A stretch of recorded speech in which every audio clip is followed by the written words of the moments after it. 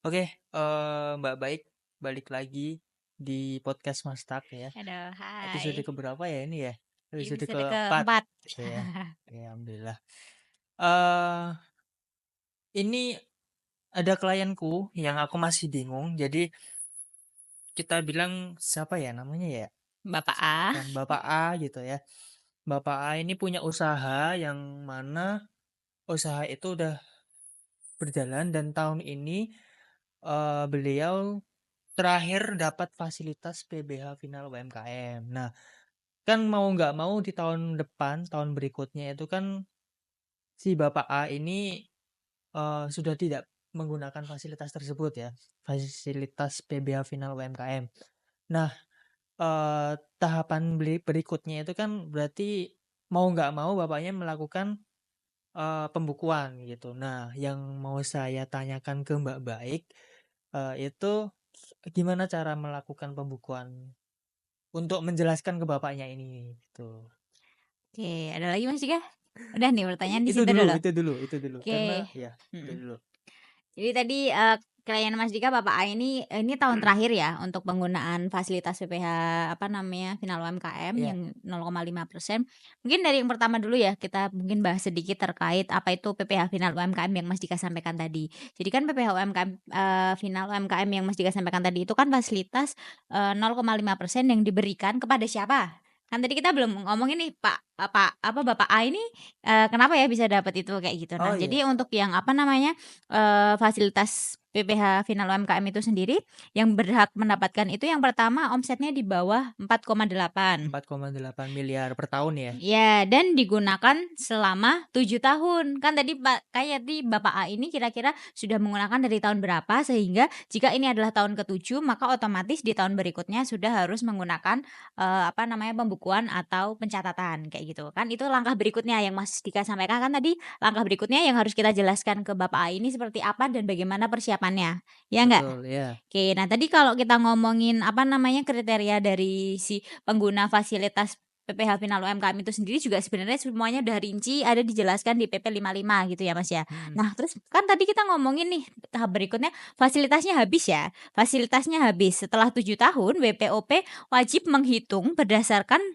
pembukuan dan juga tarif umum atau progresif kayak gitu. Nah, kalau semisal udah habis di tahun ini berarti otomatis tahun berikutnya setelah tahun pajak ini habis berarti, Bapak ini harus melakukan pembukuan. ya, Nah, tadi kan Mas harus Dika melakukan menanyakan pembukuan. pembukuan itu apa, bagaimana, dan apa saja yang harus disiapkan. Poinnya kan Betul, sebenarnya itu ya. iya, Nah, mungkin coba kita bahas satu-satu mulai dari, eee jadi kalau misalnya fasilitasnya habis, nggak cuma pembukuan sebenarnya Mas Dika, ada juga pencatatan kayak gitu. Nah, tapi karena Mas Dika tadi nanyanya pembukuan, mungkin hari ini tanya sama sayanya pembukuan aja ya. Tapi kalau pencatatan teman-teman masih penasaran, bisa request sama Mas Dika buat dibuatkan di series berikutnya, gitu boleh boleh, ya. ya.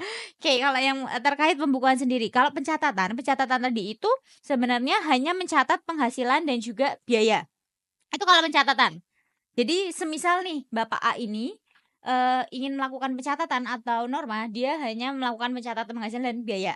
Tapi berbeda dengan pembukuan, ini fokusnya saya ya, fokusnya saya kan pembukuan. Kalau pembukuan itu menyusun laporan keuangan secara sistematis, Mhm, mulai dari laporan laba rugi, neraca, nanti ada pencatatan di persediaan dan juga di penyusutan, kayak gitu. mhm, Nah, itu semua, apa namanya, kriteria-kriteria pembukuan itu semua ada dijelaskan di Undang-Undang PPH pasal 28.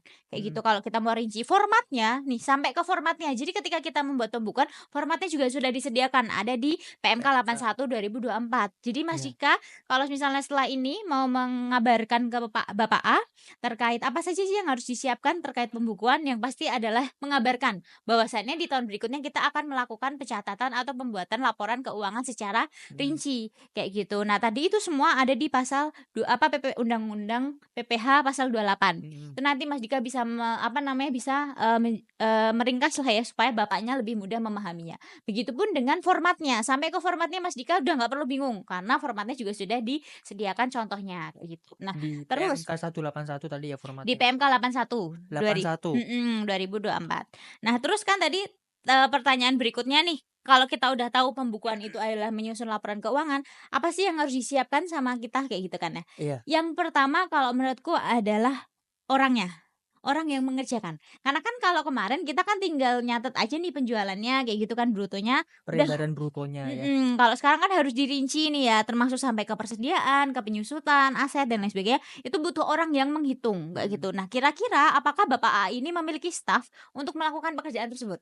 Atau mau Iya, dikerjakan sendiri? Tapi kan namanya pengusaha tuh yang dipikir banyak ya Mas Dika ya. Kita betul. sangat merekomendasikan ada orang yang menghitung. Itu yang Mhm. pertama. Yang kedua sistem. Sistem itu maksudnya bisa Excel, bisa aplikasi. Kalau misalnya kita dimasak nih, kita kan ada alit kayak gitu ya. Alit itu kan memudahkan. Misal Bapak A tinggal mengirimkan aja nih data pengeluaran pemasukan kita, masukkan ke alit semuanya insya Allah sudah ready Beres gitu laporannya ya. kayak gitu. Contohnya seperti itu. Dan juga yang terakhir adalah edukasi. Karena ini baru dan juga pasti nanti apa namanya ketika mengimplementasikan, PMK maupun apa berdasarkan undang-undang PPH pasal 28 tadi itu kan nggak langsung serta-merta kita bisa. Makanya kita perlu yang namanya belajar. Betul. Kayak gitu. Jadi untuk menyiapkan pembukuan ini ternyata nggak segampang itu ya, nggak cuman langsung kita jiplak di Excel selesai, enggak. Tapi ada beberapa hal yang harus yang pertama itu orangnya yang ngerjain dulu nih. Sebenarnya PR-nya ada di sini nih, orang yang ngerjain ada nggak? Selanjutnya tadi itu ada nggak Excel-nya, ada nggak sistem yang bisa membantu, kayak gitu kan. Sebenarnya untuk sistem itu banyak macam ya, ada Alit dan mungkin ada di luar sana yang juga sebenarnya, biaya bulanannya tuh sebenarnya kan nggak mahal ya. Ya, Mungkin di antara 200 sampai 500 ribu per bulan udah kita terima jadi laporan keuangannya langsung sehingga kita jadi bisa gitu ya. melaksanakan pembukuan. Ya, Nah, makanya alit ini jadi salah satu bisa rekomendasi nih Mas Dika. salah satu solusi ya. Sebelum itu kan nanti Mas Dika menjelaskan tadi dulu tuh si Pak PPH pasal 28 maupun PMK 81 yang, menjelaskan terkait pembukuan ini sehingga kenapa akhirnya, aplikasi ini dan orang yang mengerjakan tadi itu berdampingan. Nah, selanjutnya kalau ternyata nggak ada orangnya, nggak ada sistemnya, terkendala belajar, apa yang harus kita lakukan gitu kan. Nah, itu Ya, kembali ke jawaban yang berikutnya tadi yang pertama kan pilihan ada 2 ada pembukuan ataupun catatan. Berarti nanti bisa juga pakai pencatatan, tapi nanti ada nilai-nilai lain atau perhitungan lain yang mungkin akan menjadi bahan pertimbangan. Kira-kira Bapak A ini lebih setuju di pembukuan untuk atau di pencatatan pencatatan. Jadi gitu. kalau dari saya ringkasnya kayak gitu aja Mas Dika. Sebenarnya pembukuan itu hanya menyusun laporan keuangan. Dari yang kemarin itu hanya mencatat penjualannya, sekarang kita susun kayak gitu. Nah, itu kenapa dibatasi 7 tahun dan akhirnya harus membuat pembukuan itu adalah upaya pemerintah untuk si para pengusaha ini berkembang. Biar Karena belajar juga ya. betul, sebenarnya ada tujuannya ya dan itu semua, ketika pemerintah memberikan aturan untuk beralih ke pembukuan pun mereka sudah memberikan rincian yang jelas kriteria-kriteria pembukuan maupun cara menghitung dan juga sampai ke format perhitungannya dan itu semua tadi patokannya ada di pasal 28 dan juga PMK 81 supaya kita nggak terlalu jauh-jauh kayak gitu. Kalau kita masih nggak puas sama, "Kenapa sih kok cuma 7 tahun?" Kayak gitu, "Bisa nggak sih aku masih pakai?" dan sebagainya, kita olah lagi di PP 55, kira-kira memang apakah kita sudah harus beralih dan lain sebagainya. Mungkin itu saja Mas Dika kalau dari saya. Oke, nggih, cukup jelas ya teman-teman semuanya. Nanti saya akan jelaskan ke klien saya ke si Bapak A ini, beliau nanti akan menggunakan pembukuan atau nanti akan menggunakan pencatatan. Nah, pencatatan ini nanti akan kita bahas di episode selanjutnya gitu ya, karena waktunya nggak cukup.